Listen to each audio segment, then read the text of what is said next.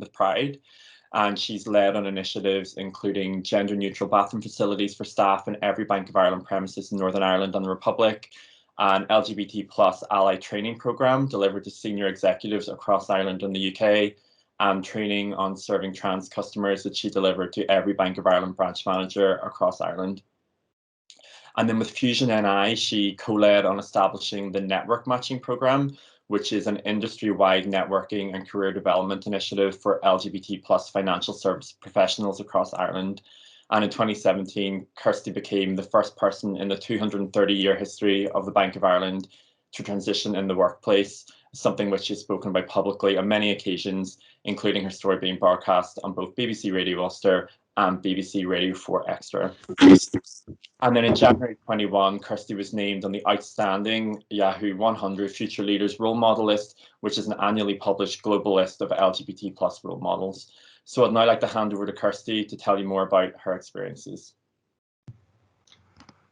Thanks very much, Ben. Good afternoon, everybody. So my name is Kirsty Mulholland, and I'm delighted to be here. I am, as Ben says, one of the co-chairs of the Bank of Ireland with Pride Network Committee. But today I'm going to talk to you a little bit about my own experiences transitioning within a fairly large corporate environment. Obviously, it's a different type of environment to a university, but at the same time, both organisations have large numbers of staff working in various departments. We have customers or students, and we interact with the public as well. So maybe not that different too. When I came out to my line manager in January 2017, I'm afraid that the environment in the bank was almost an example of what not to do. So I quickly learned that I was the first person ever to transition within the bank. We had no staff LGBT network. We had no policy on gender identity and transitioning. And there was no way for me to find out who to ask for help without inadvertently outing myself before I was ready. And this lack of available information was a real source of worry for me, as I had known for some time that transition was becoming inevitable. What we did have, both on the part of my line manager, Liz, and our HR manager, Kerry, was a very supportive attitude and a willingness to make sure that my transition went as smoothly as it could. And the three of us would have regular meetings to discuss progress and plan the next stages. Very early on in this process, we made the best decision of all, which was to get the experts involved. So in our case, that was CLNI, and we went down to they're now part of Transgender NI, and we went down to their premises just there on University Street. And they were very helpful with advice from right early on and reviewed the draft transition plan that I'd pulled together. So in my day-to-day role in the bank, I'm a client relationship manager in our commercial finance division. So that means that I'm like a product specialist in working capital facilities, and I work alongside business bankers throughout Northern Ireland in managing facilities of about 70 odd different businesses. And they could range in size from small family enterprises right up to mid-corporates with hundreds of employees. So that's a lot of people that I interact with, both internally in the bank and also externally. And so a lot of people who needed to be aware of my transition. You're taking that all into account, there were then three key strands that we identified in my transition plan, which were managing the message internally in the bank, managing the message externally with my customers, and managing the various admin and technical changes that needed to be made. So looking first at the internal messaging, we identified four key groups of people within the bank to be advised of my transition. First up, we had HR and my immediate colleagues just in my small team of client managers, and they were all advised about 3 months out from the target date for starting my transition. I told my immediate colleagues myself. There was only two of them apart from Liz, our line manager. So I had known them for 10 years, so I took the decision personally to come out to them, although that was entirely my choice, and they could have been told separately if I had preferred that. And then Kerry, the HR manager, she informed her own department, and the people from Transgender NI then provided trans awareness training to this group of people shortly after they were advised. About a month after that, HR advised the bank's Northern Ireland senior leadership team, and Transgender NI again came in and provided awareness training for the leadership team. Then about 2 weeks out from my date for starting my new life, other colleagues who actually interact with me were informed. So that would be other people within my department and the business bankers that I jointly manage facilities with. And they were informed via their senior leadership team, cascading that down through line management. And then yet again, Transgender NI came in and provided awareness training for this group of people. And that was done online because people were working in different offices all over Northern Ireland in that group. And then finally, other staff who work in the same building as me in Donegal Square South, they were advised by email from the head of the bank in Northern Ireland, and that email was issued the day after I had finished work as the old me, and nearly 3 weeks before I would return to work as the new improved me. And yet again, Transgender and I followed this up with a final awareness training session in the premises there in Donegal Square South, and I'm told that one was standing room only. The next strand of my transition plan was the external messaging. So as I mentioned, I took 3 weeks leave in between finishing work as the old me and returning to work as new and improved me. It was agreed early on that I wouldn't have to come out to any customers myself, and that no customers would be advised of my transition until I had finished work as the old me. So the day after I finished up, my colleagues in business banking with whom I jointly manage these customer relationships, they began a process of calling every single one of my 70 odd business customers to advise them of my transition. This was then followed up with a letter which I had written, confirming the details, reminding them of my new name and pronouns, and giving links for where to go for further information. Then back at base, once these calls had been made, the people making the calls were reporting back to Liz, my line manager, who was keeping a spreadsheet of those calls, ensuring that nobody was missed, that the follow-up letter had been sent, and also taking notes if anyone had said anything, let's say, problematic. And I'm happy to say that that field remained completely blank throughout the entire process. We had this one unanswered question that we never resolved in the plan, which was what happens if one of my customers asked to be looked after by a different manager? And we never resolved it because nobody ever asked, which I'm delighted to say. And then we had the system and the admin changes. So this was all sorted out again during those 3 weeks when I was off. And just to give you a taste of what had to be done, there were changes made to my email address, my payroll details, my company credit card, my business cards, my registration with my professional institute, my tax details, my company pension plan, any internal directories in the bank that I appear in. And that is honestly only scratching the surface. I am astonished that when I came back 3 weeks later, it was pretty much all done. And although it all changed during those 3 weeks, there was a lot of planning went into making sure that those changes could happen in those 3 weeks and understanding what needed to be done so it could just be done in that fairly short time scale. So by the time I returned to work, all my customers knew and they had confirmed that they were happy to carry on working with me. All of my colleagues knew and they'd all been through trans awareness training and all of the important system changes had been completed. And I could just carry on doing my job. So a quick update on where we are now then. We didn't have a policy on gender identity and transitioning at the time when I came out as trans, but we do now. The HR manager who worked on my transition, Kerry Hinks, who is now the head of HR for the bank in Northern Ireland, she wrote the policy and it was very much informed by what she had learned from working with me on my transition. And it was launched on Trans Day of Remembrance 2017. And I'm very proud of it. Our With Pride network was set up a few weeks before I began my transition, but about 4 months after I had initially come out to my line manager. I joined the committee as Northern Ireland rep in October 2017 and became group co-chair in January last year. I just want to mention the importance of support on things like this from a very high level. So on our With Pride network, we have an executive sponsor who's a man called Gavin Kelly, who is the chief executive of Bank of Ireland Retail. So he's someone at the absolute highest tier of management in Bank of Ireland Group. And he is our champion at a senior level and really genuinely committed to the cause and very, very good at making things happen when those of us who sit on the committee might struggle. For example, Ben mentioned at the start there how we had managed to deliver trans awareness training to every branch manager, north and south, during Trans Awareness Week last year. That was possible because Gavin is in charge of the branches and he simply said, this is happening, no excuses. So having friends in high places has its benefits, and Gavin was very rightly named among the top 50 ally executives globally in the 2020 Outstanding Yahoo Finance Role Model lists. And the final point, and some of you may have heard me tell this bit of the story before, is just a nice little bookend to my transition experience. A few months after I'd returned to work in my true gender, the bank launched internal awards.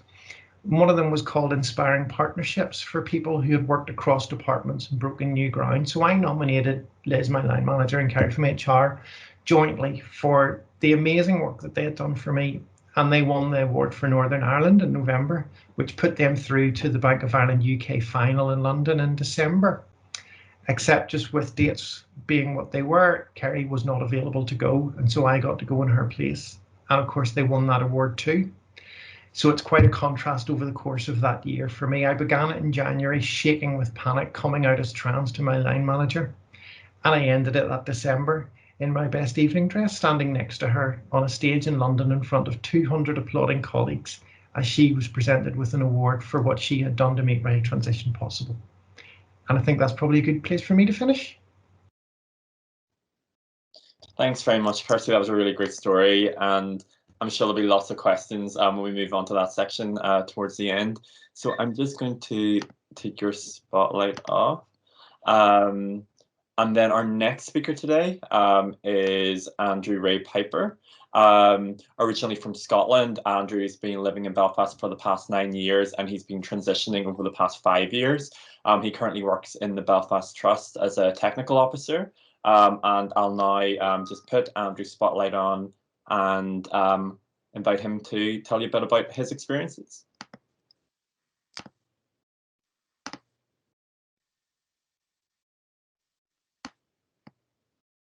Hi, everybody, see me okay? That's great. And thank you so much, Ben, for the introduction. So yes, my name's Andrew, and hopefully being from Scotland, you will be able to understand when I'm speaking.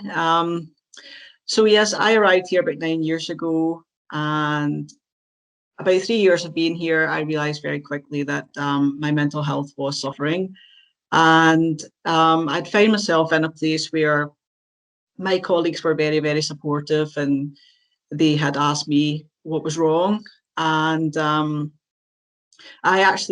it was one day I was in the corridor and there was positions for, a senior, and I knew that I was going to be transitioning and I didn't want to take that on. And she questioned me as to why. And I said to her, look, I'm, struggling here and I'm going to be transitioning. But I wasn't ready to come out to everybody and speak to anybody. And she was lovely. And she said, that's fine. When you're ready, I will come with you and take you upstairs to the higher senior management in the trust. And when I was ready to do that, she took me up and I talked to what is a band 8E manager and told her everything and said to her, I was going to be transitioning. And she literally just sat there like deer, in the headlights. She had absolutely no idea what to do, how to help me. And she said, look, basically, we will support you however we can, but we do not know how to do that. So I said, that's fine. I says, I will be very transparent, and whatever I need, we'll work together, we'll work this out, because I'd never transitioned before. They never knew anyone that transitioned before. So we just carried on, and I then started my treatment. And as part of, your treatment, one of the things that you are required to do is live in your chosen gender. So that would have, for me at the time, meant going and using the men's locker room. Now, my boss obviously sat me down and said, she has no problem with that. If that's what you're required to do, you do that. Now, looking at me now, that wouldn't be a problem. But back then was a very, very different story. You know, I was very much in a female body.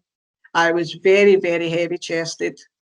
And where I worked at the time, there was maybe about 50 guys in the changing room. I don't think I would have been comfortable, and I certainly don't think they would have been comfortable. And I certainly don't think it may have been safe, you know. And it really, for me, was this struggle. And it really, really affected my mental health. I know this is what I've got to do, live my chosen role, but in this environment, I just can't. And I ended up going out sick and thinking about things. And then my manager asked me to come back, and we spoke in length. And what they decided to do was actually move me. So they actually moved me to the post that I'm in now, which was it's a much smaller unit. The locker room had about 5, maybe 6 guys in it. And it was a lot friendlier, and it was just a lot comfier for me. So the manager there was informed that I was coming over, and I went in and I had a meeting with her, and she had said to me, very, very lovely lady, you know, and she said to me, it's all been taken care of. And I just sort of like, what? She's like, she basically announced my arrival to all the staff, sat them down, told them that I was coming over, told them that I was transgender, told them that I was going to be transitioning and stuff like that.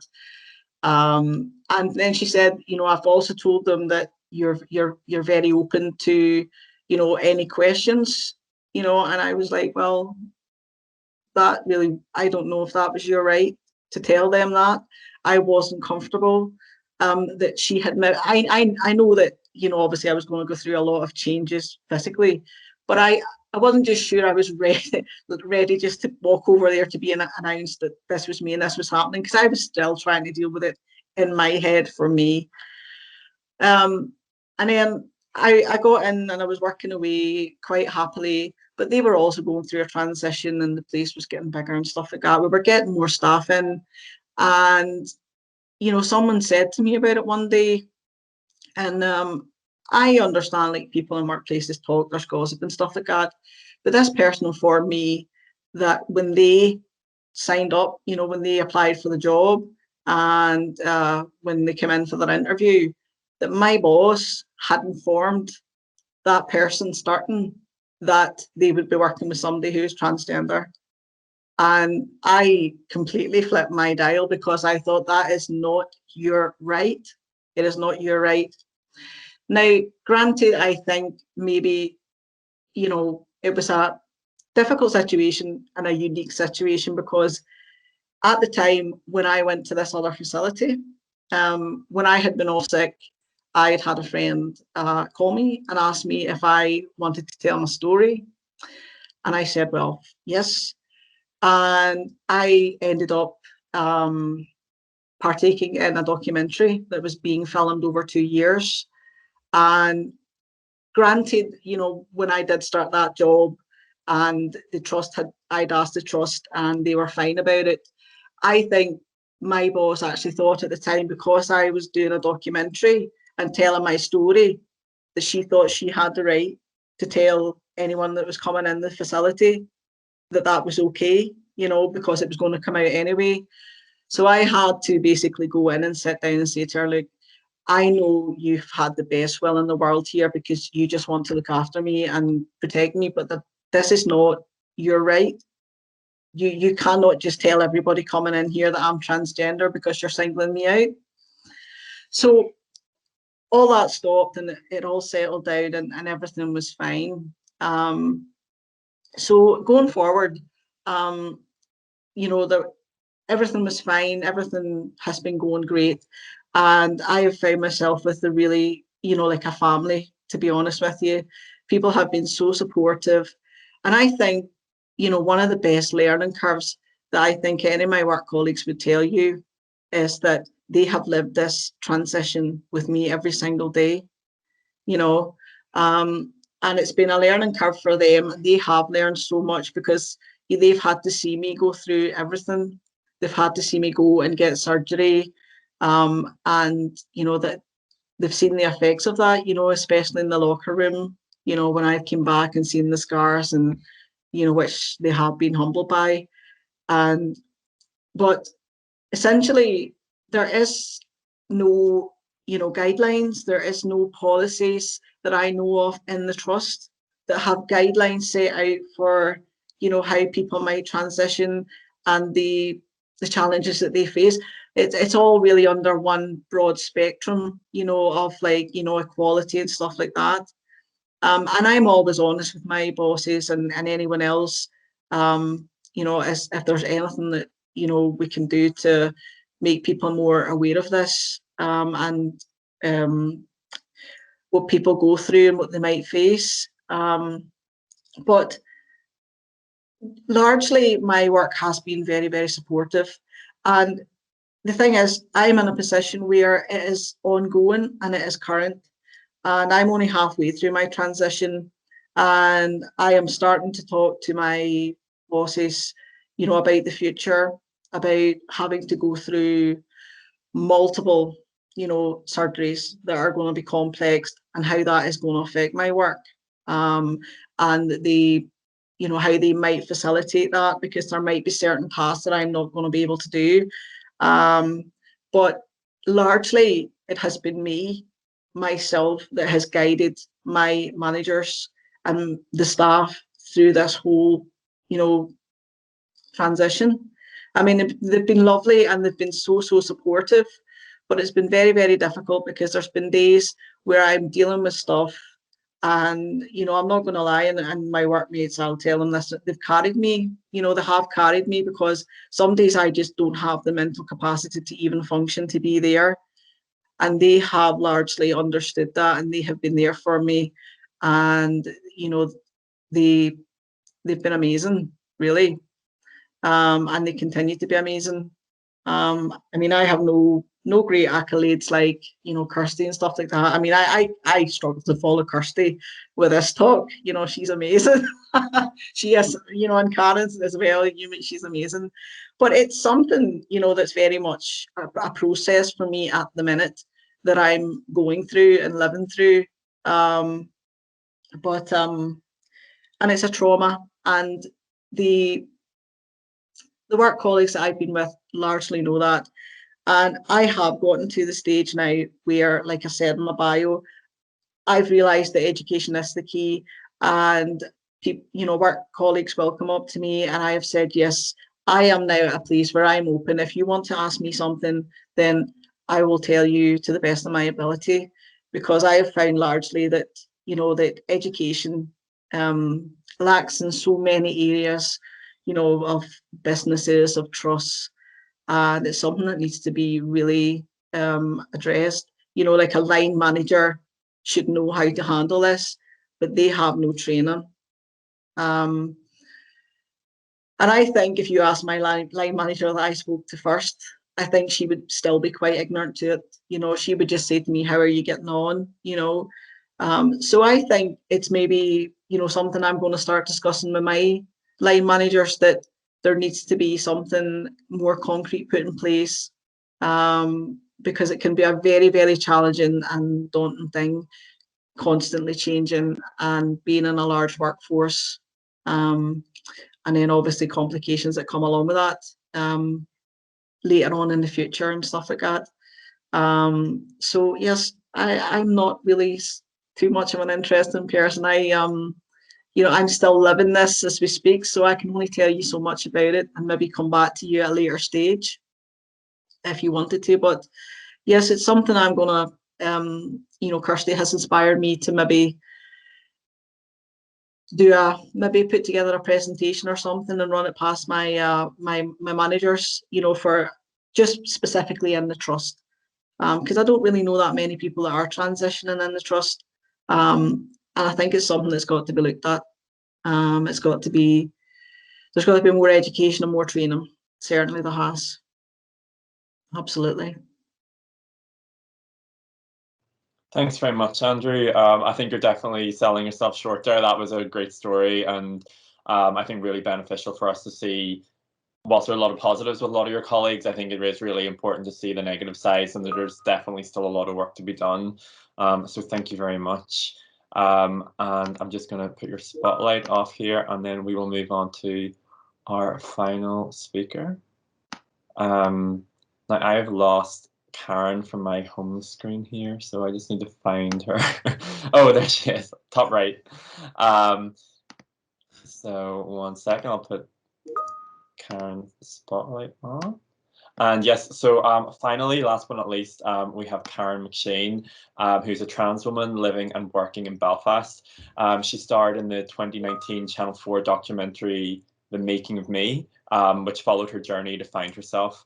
Professionally, Karen runs a civil engineering consultancy in Belfast and works as an associate advisor for the Strategic Investment Board, and up until 2020 held a lecture position at Queen's, as well as a visiting lecture post at Ulster University.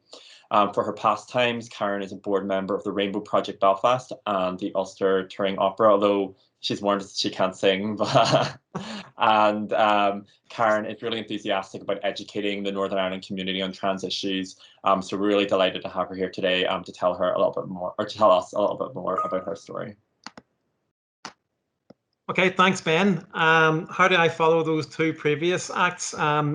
Andrew and I actually met on the filming of The Making of Me. That's how we came to get to know each other and have formed a wonderful friendship.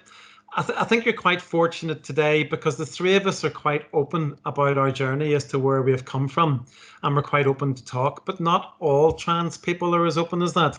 And quite a lot of people are quite private and don't publicize the fact that they're trans. So what I want to do for the next 7 or 8 minutes is spend a couple of minutes just to talk about myself, because I don't really like talking about myself, but I'll outline sort of a little bit of my background as to where I came from and a little bit of my journey. And then I'll maybe take the second half and just talk about some of the buzzwords and some of the issues that I've encountered over the last few years. So to start off, I always knew that this was the real me. From I think it was 3.5 years of age when I first went to school with my sister and my cousin. And when I got separated to go and play football with the boys, I wanted to stay in fingerprint and do arty things with my sister and cousin. So I knew from that very early stage that something just wasn't right. But progress forward over 40 years. And after 40 years of working probably about 15 hours a day to keep my mind occupied, I was chair of my professional institution. I was chair of the Professional Council of the Construction Industry Council for Northern Ireland. I chaired the Industrial Liaison Panel for University of Ulster. I was a director of a multinational civil engineering consultancy practice and was part of an office of 180 people in Belfast with about 10,000 people worldwide. And as well as that, I would think I was in my second year of lecturing on the civil engineering course at the David Keir building in Queen's. So basically at that stage, I'd reached the pinnacle of my career. I'd achieved all the things that I wanted to achieve, but the pressure that was coming down on me of trying to keep my mind occupied every day, it was basically, I'll use the word, it was overpowering. And I'd got to the stage where I was about to explode. I really couldn't cope with it anymore.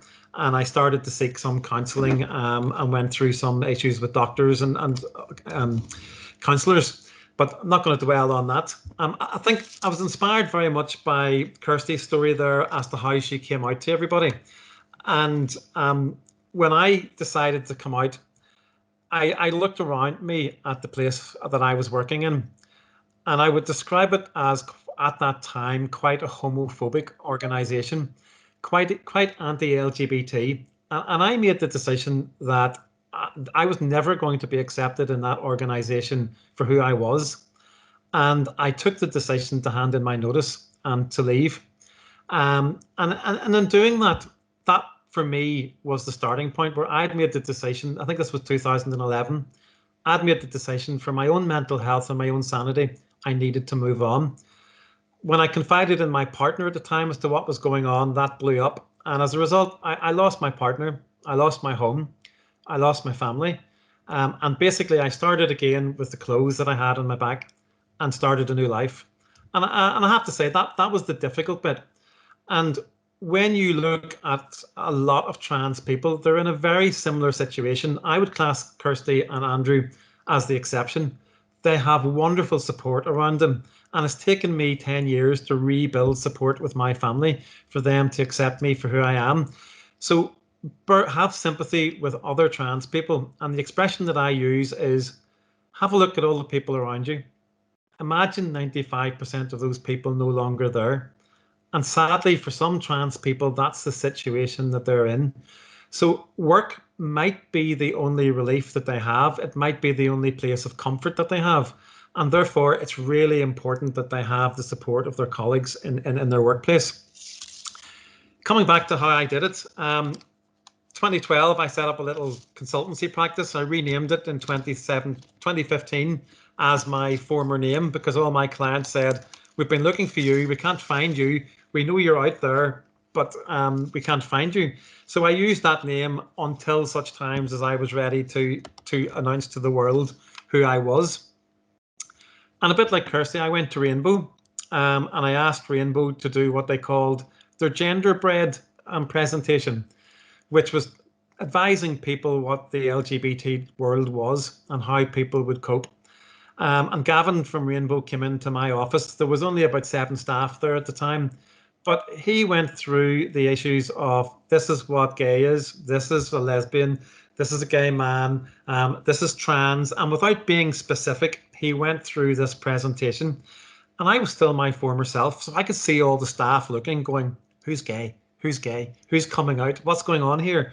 And they really embraced Gavin in the presentation. And for me, that was one of the best things that happened. And I went away that night, and the girl that was sort of my office manager, they talked about what was going on, and she knew that what was happening. She was the only one that knew.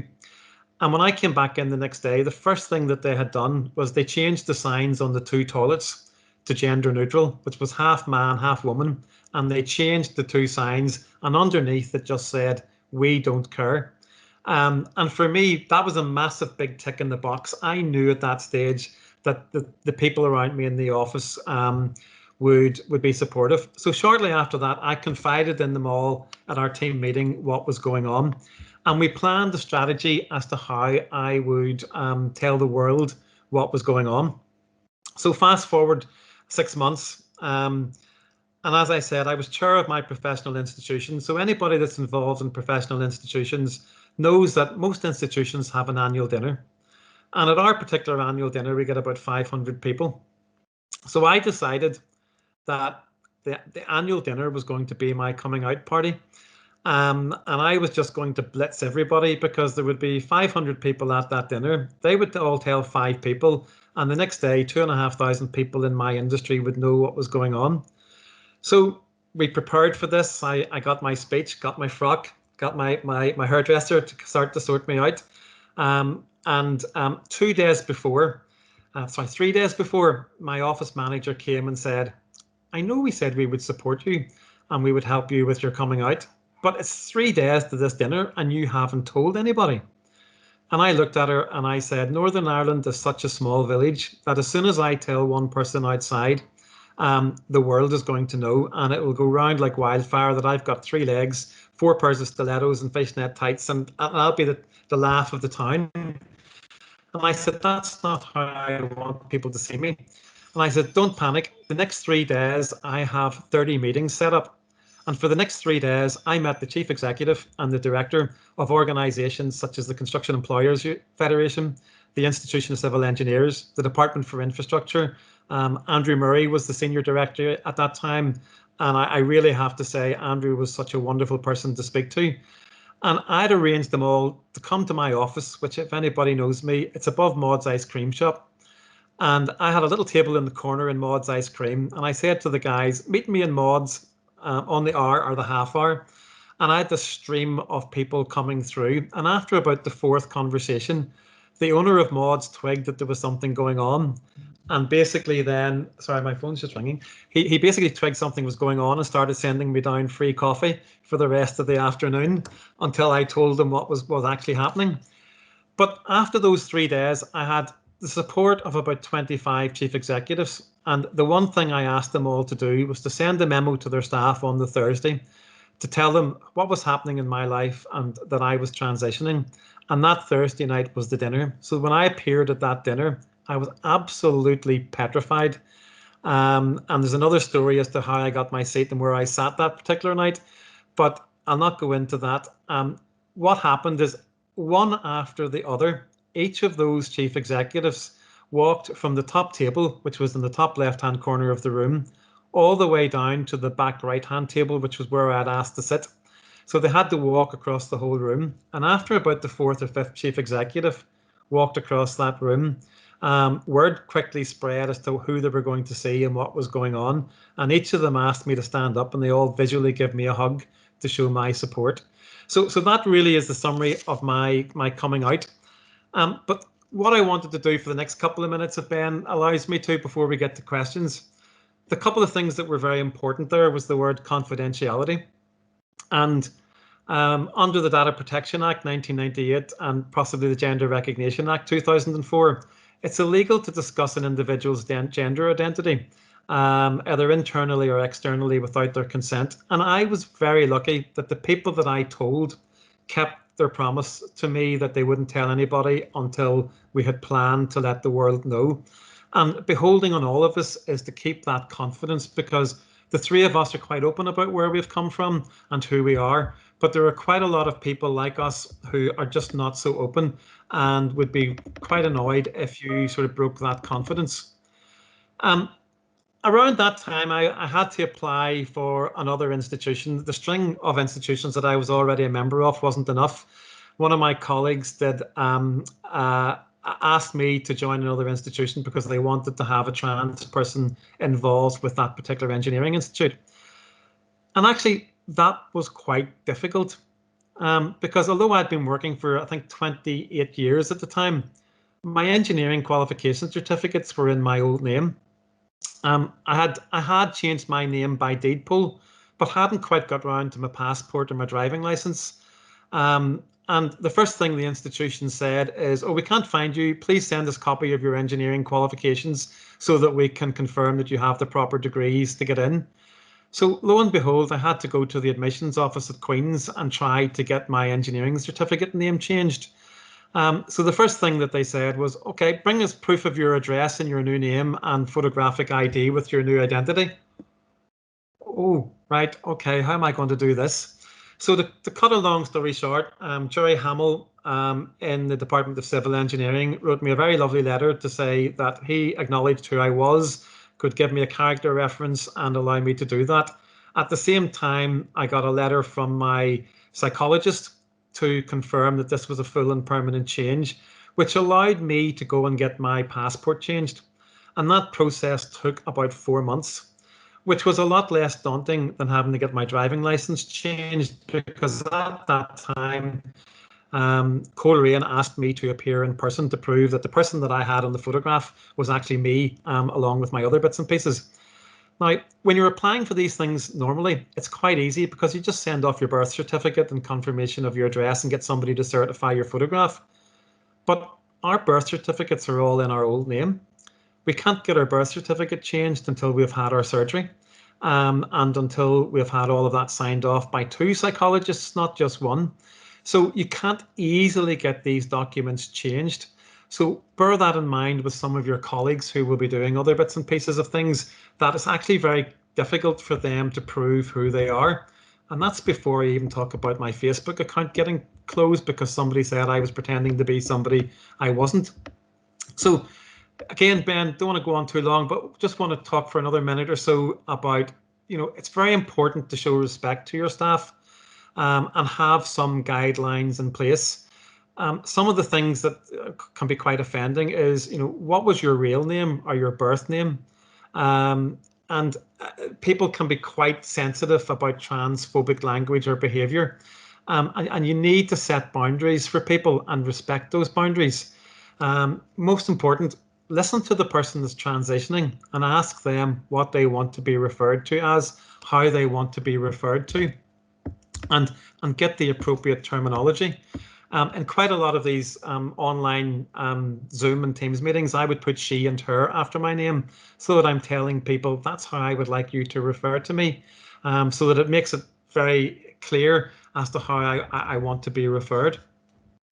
So terminology is very important. I want to take a couple of seconds and just talk about the real life living, because in Northern Ireland, the system still requires us to live in our new gender for at least a year before we can get signed off by the psychologist to even go forward for surgery, and in some cases before they will even prescribe hormones. If you look at Andrew's wonderful beard, the hormones are working remarkably well. For me, the hormones have changed my whole body shape. They've changed my face. One of the advantages for bald men is that some of the hormones stop your hair from falling out. So there's quite a gradual change, but it takes years for that change to really be noticeable. And for me, the only real medication that I'm on is that hormone patch.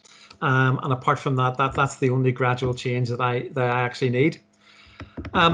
I think it's important that you have a policy within your own departments as to setting out what way you're going to deal with trans people. And it's very important to manage the reaction of your colleagues so that the person can feel comfortable in the workplace. You know, you've heard such a positive experience from Kirsty, some of the difficulties that Andrew had along the way. And for me, I just knew that I wouldn't have been accepted, and I took the decision to go. There was no trans policy, never mind an LGBT policy or a policy group. It's important that you have some thoughts on how you deal with discrimination and harassment, because for some people, some comments can be quite hurtful, they can be quite sensitive, and it's important that you deal with that. As well as that, you know, the trans person may want somebody to complain to. What's your complaint procedure? Who deals with that? How is it dealt with? And some of the legislation that can be quite important is the Equality Act 2010, the Gender Recognition Act 2004, and the Data Protection Act 1998, which might give you some good guides. Ben, I've probably overgone my time limit, so apologies. I'll stop there, and the three of us, I'm sure, are very happy to take any questions. Thanks very much, Karen. That was really great.